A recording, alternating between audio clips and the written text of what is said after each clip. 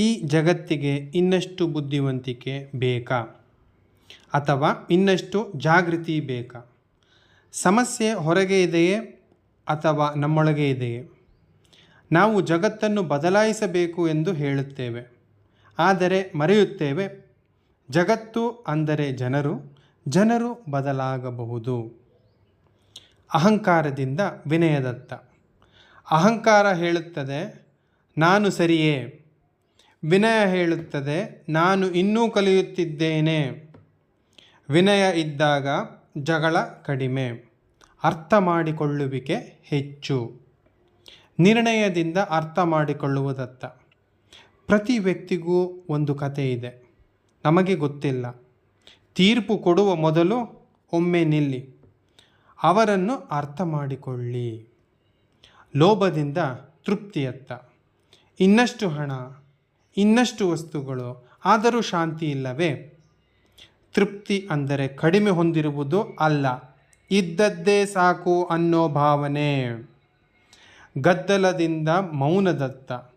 Mobile, ಶಬ್ದ, ವ್ಯತ್ಯಯಗಳು. ಕೊನೆಯದಾಗಿ ನೀವು ಯಾವಾಗ ಮೌನದಲ್ಲಿ ಕೂತಿದ್ದೀರಿ? ಮೌನದಲ್ಲಿ ನೀವು ನಿಮ್ಮನ್ನೇ ಕಂಡುಕೊಳ್ಳುತ್ತೀರಿ. ವೇಗದಿಂದ ತಾಳ್ಮೆಯತ್ತ.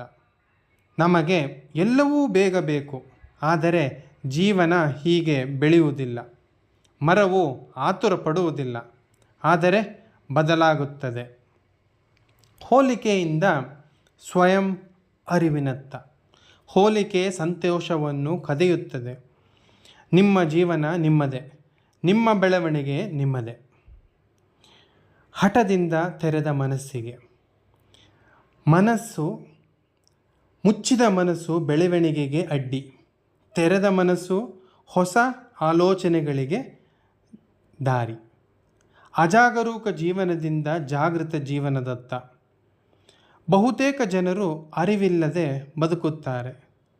ಸ್ವಲ್ಪ ನಿಧಾನಿಸಿ, ಈ ಕ್ಷಣದಲ್ಲಿ ಬದುಕಿ.